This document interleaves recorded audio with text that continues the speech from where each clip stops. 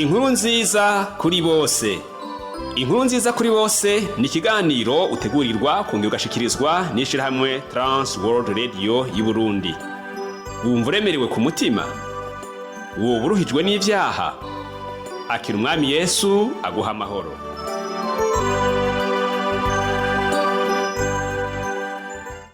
Nshuti mugenzi, munywanyi ibiganiro by'ishirahamwe Trans World Radio y'u Burundi, muvukanyi mukunzi w'ikiganiro inkuru nziza kuri bose, Pastor Michel Ntamubano ndakuramukije amahoro y'Imana Data wa twese abane nawe. Ndanezerewe cyane kuko ntewe iteka n'Imana kugira ngo duhuriye kuri no samirizi ya Republika y'u Burundi ku murongo wa mbere dusangire amajambo Imana yashize ku mutima.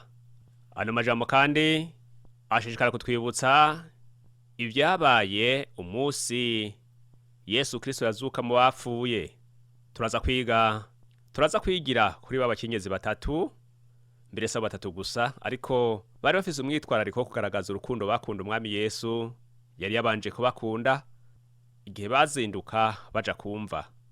Iyo turavye mu buzima bwa misi yose, abantu bagenda baca mu bihe bitandukanye, ibihe by'imibabaro n'ibihe by'umunezero, ariko mvuge ku bihe by'akababaro na cane iyo abantu babuze uwo bari bakunze cane, barababara cane bacumviye nkuru kandi bakamara igihe bagandaye, mbere birashika bakaza baracishamwo ibihe byo kumwibuka, rimwe na rimwe mbere bakagira iminsi mikuru. Hari impamvu bakora ivyo, nuko baba bafise ku mitima yabo ico uwo muntu yabamariye, rero bagafata ibihe byo kumwibuka bafatiye kuco yarabamariye, ariko kandi bakibuka n'ibyo ataranguye kugira ngo bashobore kubandaniriza aho yaragejeje. Abantu barifatanya n'uwo muryango wabuze, bamwe bakaza bamufise ku mutima, nabo babafise ku mutima, abandi bakaza mu buryarya bwabo canke biyumvira ku maronko bahaziga. Abo rero by'ukuri hariho ubudasa buri hagati yabo mu nyifato yabo. Twirabire babakenyezi ingene bagaragaje urukundo bakunda Yesu Kristo. Twishimikiza aya majambo dusanga mu butumwa bwiza uko bwanditswe na Luka igice ca 24, turasoma duhereye ku murongo wa mbere tugeze ku murongo w'10. Kuzuka kwa Yesu. Kuwa mbere w'imisi indwi kare mu mutwenzi baja kuri yamva, bajanye bya imota neza bateguye. Basanga ikibuye gitembagajwe kivuye kumva. Binjirayo ntibasangamwe ikiziga c'umwami Yesu.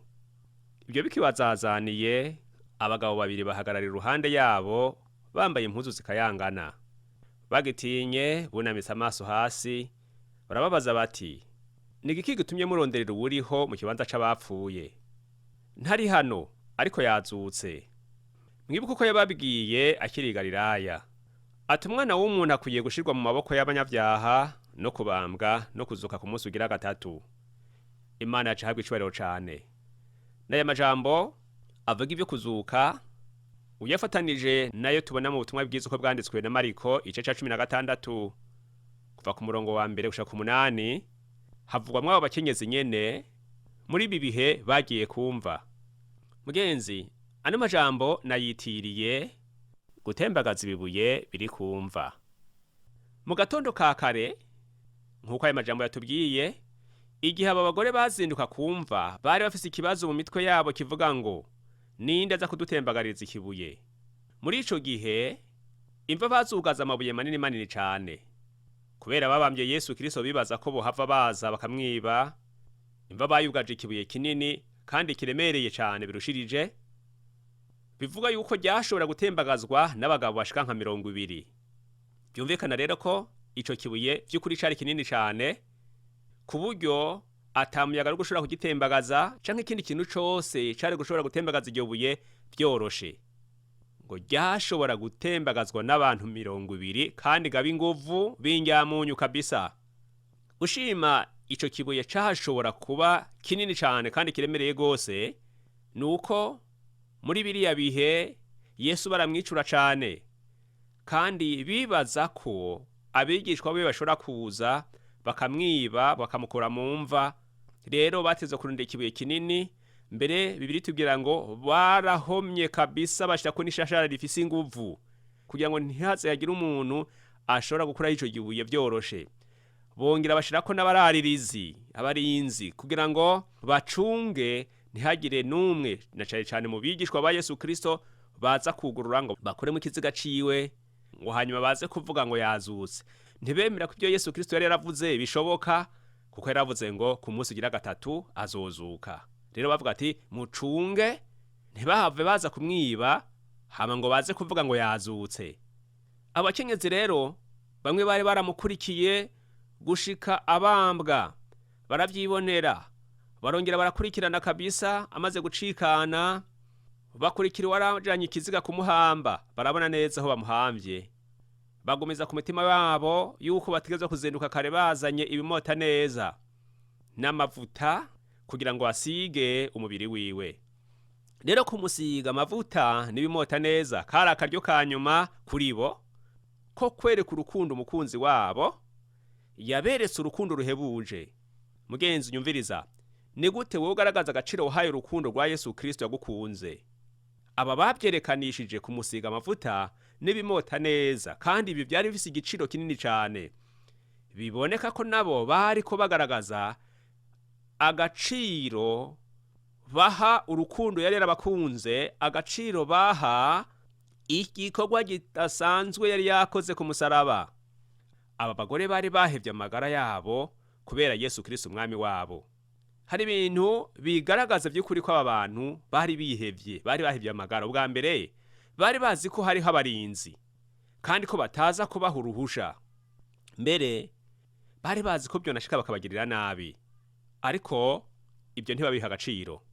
Nk'abigishwa ba Yesu Kristo bari gushobora gufatwa bakagirirwa nabi kuko bafatwa nk'abagumutsi, nk'uko byari biri Yesu akigendagenda yigisha mu mitumba itandukanye. Icya gatatu, aba bakenyezi ntibashize umutima ku bwoba bari kugira, kuko na ba Petero n'izindi ntumwa batabaherekeje. Murabizi iyo habaye ibihe nk'ibi byo kubura mu kibanza bashinguramwo imibiri yabo ku mpanda canke n'ahandi, abantu bafatwa n'ibigumbagumba byinshi, kandi ugasanga abakenyezi ahanini nibo bakarigwa cane, kusanga bafise amarira menshi, bamwe mbere bagatakaza ubwenge, ukabona ko babaye mu bihe bigoye.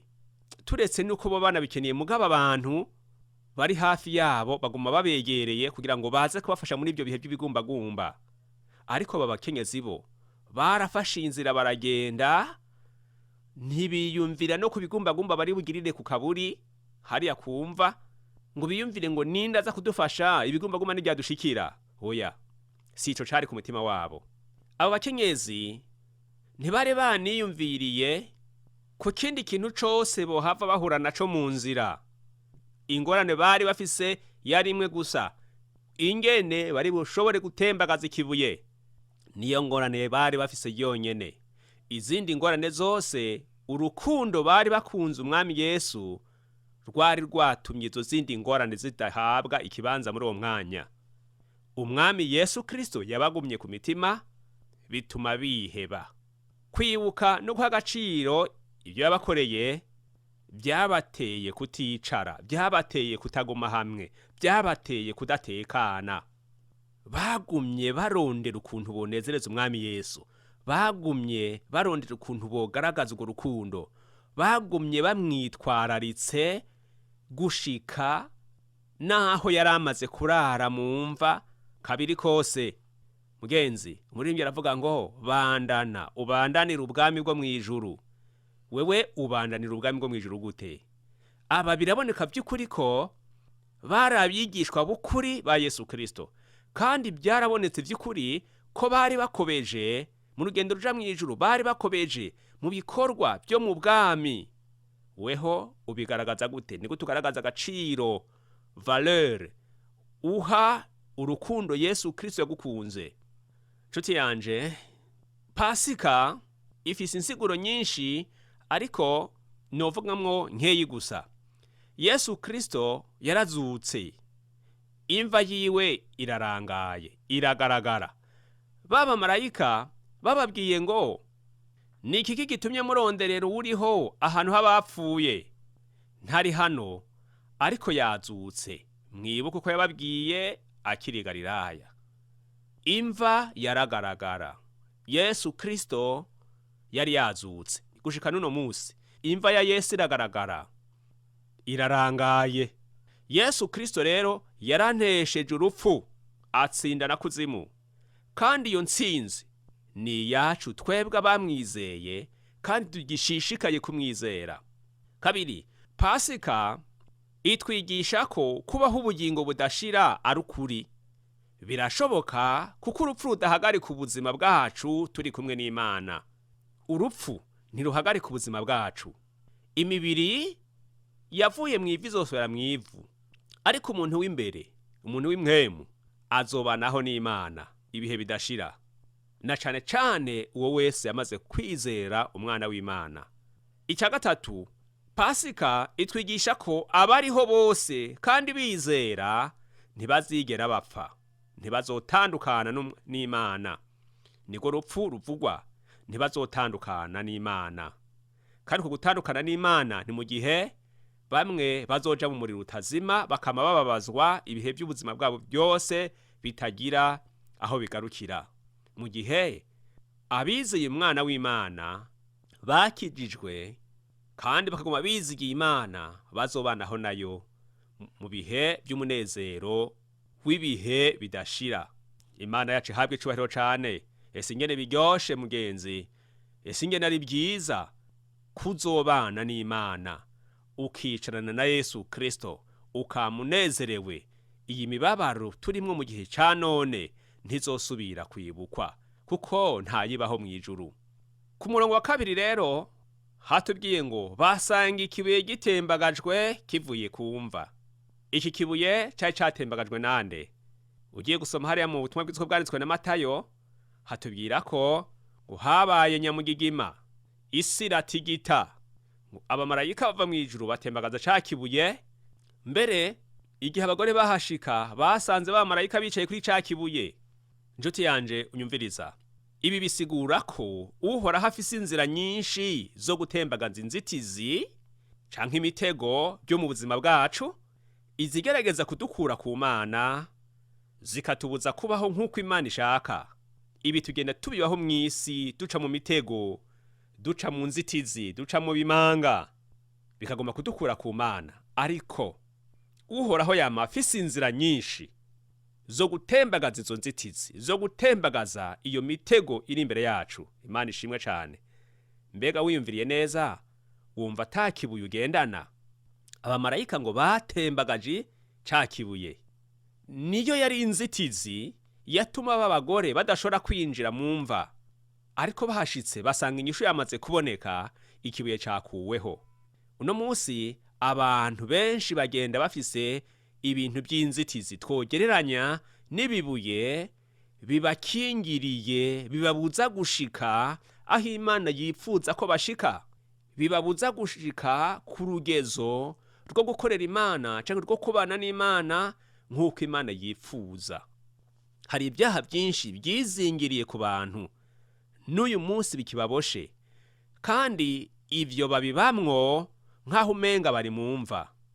Umuntu haraho usanga afise ibibazo byamutsikamiye kabisa, bikamugumya nk'aho bimugumije mu mva. Intambara wamamwo, urwanko wanka abandi, ishari n'inzigo, kudaharira, urusaku, ubunebwe n'ibindi byinshi. Ibi bikizingira ku muntu bikamugumya kabisa, ntasaganye ngo agire agatima ko kugerageza kubivamwo, nk'uko wapfuye ari mu mva atigera asaganya na gatoyi. N'umuntu akaba mu bintu nk'ibi ku buryo adasaganya ngo ashobore kubivamwo. Ni benshi bahora banyandikira bampa imitwaro ikomakomeye kandi myinshi y'ibintu byabizingiriye ko bikabagora kuvamwo, kandi bibagora kuvamwo kuko ibyo byaha bikibasosera, barabihurumbira. None rero inshuti yanje ndakubwiye ngo niwaguma uhurumbira icaha nta kuntu co kuvako ukigihurumbira.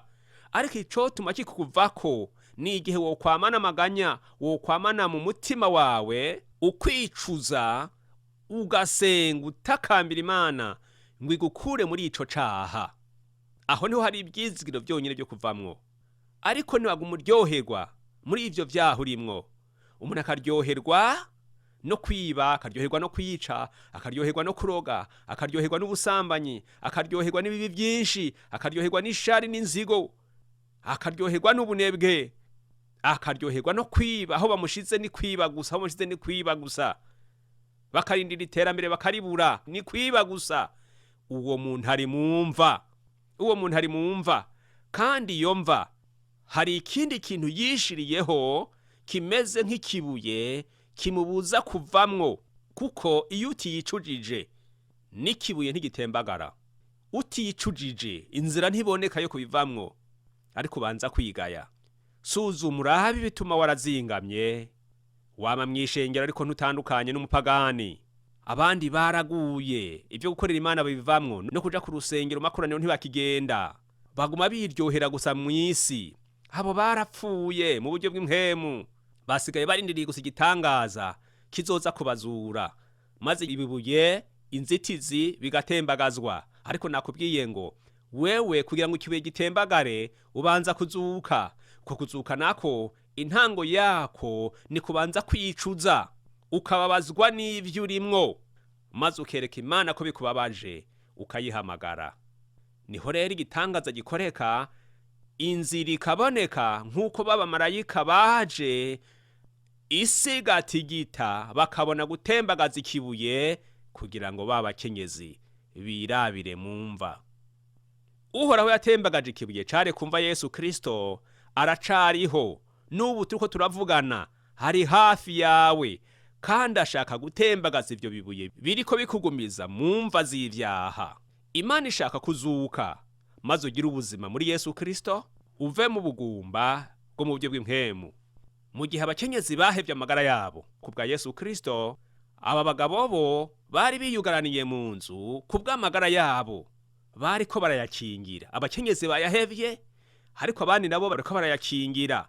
Bari mu mva biyubakiye yitwa ubwoba, imva yitwa gutinya. Bishiriye ko ikibuye cyitwa urugi, kuko muri ico cumba barugaye baradegeza kabisa, ku buryo bitari koroha ko umuntu yugurura kiretse bamwugururiye. Ico cari ikibuye bishiriyeho cyitwa urugi, canke kwinyegeza, kwihisha. Cabaye ikibuye bashizeko bari mumva yitwa gutinya, bari mumva yitwa ubwoba. Ikindi kibuye Petero yishiriyeho ni iki kivuga ngo sindamuzi. Igihe yihakana Yesu akavuga ngo sindamuzi, yarashizeko ikibuye cyitwa kwihakana Yesu, mumva y'ubwoba bwari bwamwuzuye, bugatuma agendera kure. Kwihakana Yesu Kristo rero cabaye ikibuye yari yishiriyeho. Naho Yesu Kristo yari yaramwise urutare, kandi akaba yarafise mu mugambi wiwe. Urutare narwo ni urubuye runini rukomeye nk'uko tubizi, byasigura ko ngo azomwubaka ku ishengero ryiwe nk'uko Yesu Kristo yari yabivuze. Ntibyabujije ko aba muri iyi mva y'ubwoba bakishiraho n'ikibuye cyitwa kumwihakana. Igihe yemereye Imana igatembagaza ca kibuye cyo kutemanga ko ari umwigishwa wa Yesu Kristo, niho yazutse akava mu mva y'ubwoba, maze Yesu Kristo aca mwubaka ko rwa rusengero yavuga. Bisigura ngo Petero yazanye benshi kuri Yesu Kristo biciye mu kumushingira intahe, kuko yashize ubwoba akemanga ko Yesu ari Kristo. Haleluya! Igihe yemanga ko Yesu ari Kristo, ico ni kindi gitangaza ca Pasika. Ikuraho ubwoba. Pasika ikuraho ubwoba. Sigura ngo ukuzuka kwa Yesu Kristo gukuraho ubwoba umuntu amwizeye afise. Yesu yarinjiye aho bari, abakurako ibibuye, yaciye abaha amahoro. Arababwira ngo amahoro abe muri mwebwe. Bamaze kwakira ayo mahoro mu mitima yabo, niho batangura kumukorera. None wewe ni iki kiguhagaritse umutima? Ni kuko ufise ubwoba. Yesu Kristo ni muzima. Ni kubera iki ugifise ubwoba uno munsi? Ufise ubwoba bw'abarozi ngo bazokuroga, ufise ubwoba bw'ababanyi bawe, ufise ubwoba ngo bazogukura mu kazi, ufise ubwoba bw'ibi na biriya. Nubugire ni kubera ko Yesu Kristo aticaye neza mu mutima wawe, kandi kuko ufise ubwoba buguhindukira imva, ucushiraho izindi ngingo wewe wifatiye. Izo ngingo zigeranwa na bya bibuye, bigatuma ugabanya urukundo aho rukunda abagenzi bawe, bigatuma wanka ababanyi bawe kuko ubikeka ngo bashaka kukwica, bigatuma wanka abo mukorana ukabagirira ishari, cyangwa ukavuga ngo bagufitiye ishari, ukabanka uvuga ngo nibo bakugambanira, bigatuma wanka umukoresha wawe uvuga ngo arakwanka ashaka gukura ku kazi, n'ibindi n'ibindi. Ingingo ufata mu kwikingira nizo zigereranywa na bya bibuye biza kugara umuryango w'imva. Ariko Yesu Kristo niwe atembagaza ivyo bibuye igihe wewe wamuhamagaye ukarema mu kumwizera. Ariko mu gihe wewe udashatse kumuha ikibanza ngo aganze nk'umwami, uguma urwana intambara wewe wenyene, kandi izo ntambara ntushobora kuzinesha. Ahubwo n'ivyahuha birahuhuka gushika igihe wowe ibyo wari wishimiye ubonye ko bitagifise ubushobozi, hama ugaca bugufi ukavuga ngo Mana, ndi imbere yawe, ni wewe woshobora kunkura muri ibi bihe ndimwo. Haleluya! Yesu arakora, Yesu arashoboye, Yesu ni muzima, ariho, ari kumwe nawe muri izo ngorane. Ingorane ufise ni uko udashaka kumuha ikibanza, ushaka kuguma wigwanira wewe, ariko kandi ntiwobishobora, kuko we yarabizi bitaragushikira, arazi n'igihe ibyo bihe bizoshirira. None rero mureka ganze, niho ibyawe bizogenda neza. Uhoraho ashaka kuzuka ukava muri izo mva, maze nawe agatembagaza ibyo bibuye bikuriko. Nshuti yanje, emerera Imana, niwemere Yesu Kristo aganze muri wewe nk'umwami wawe, kandi wemere kurongorwa na Mpwemu Yera. Wewe wamaze kwizera, emera kurongorwa na Mpwemu Yera, ureke kugendera mu vyiyumviro by'ibyifuzo by'umubiri nk'abapagani batazi Imana.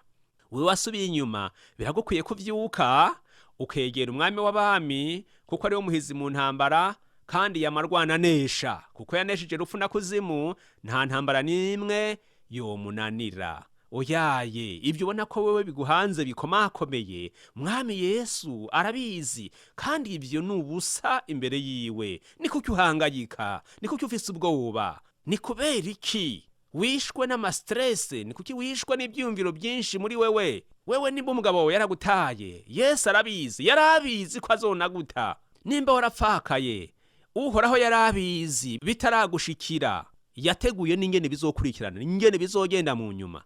Ariko none ko umutaye, bigende gute? Ko wamutaye ushaka ngo bigende gute? Kutagishaka gusenga ushaka ngo bigende gute? Ko wifatanije n'abisi, ko wemeye Satani akagutwara ushaka ngo bigende gute? Kwa Satani nta nyishu iriho.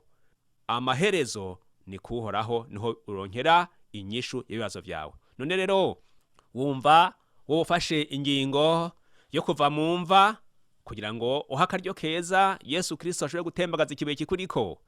Biroroshe, navuze nti niwicuze, mubwira uti Mana uri mu ijuru, ngushimira ijambo wandungikiye, kandi nabonye imva niyimbiye izo ndimwo zanganje.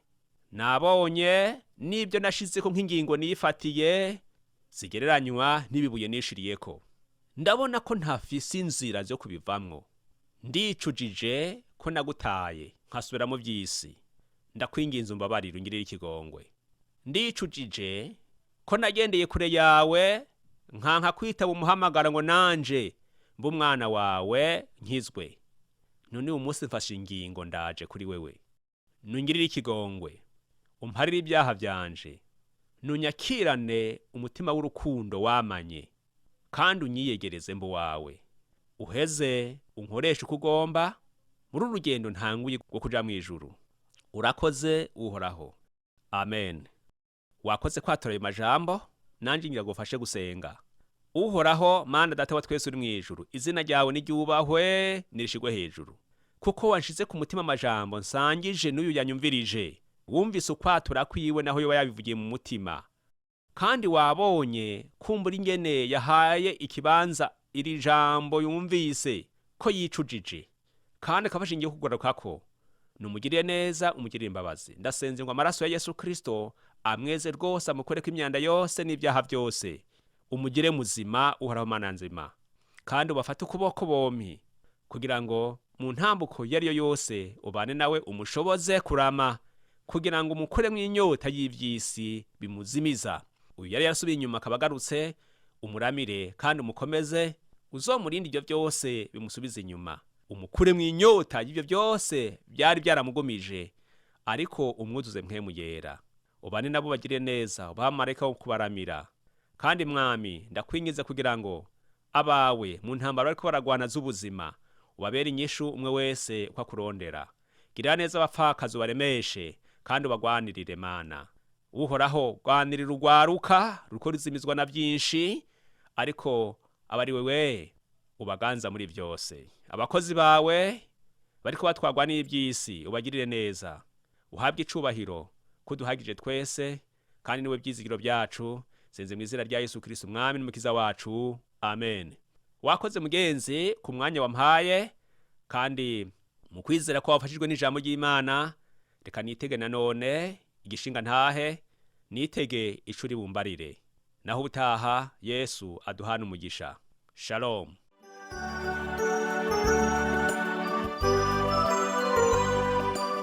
Ico cari ikiganiro Inkuru Nziza kuri bose.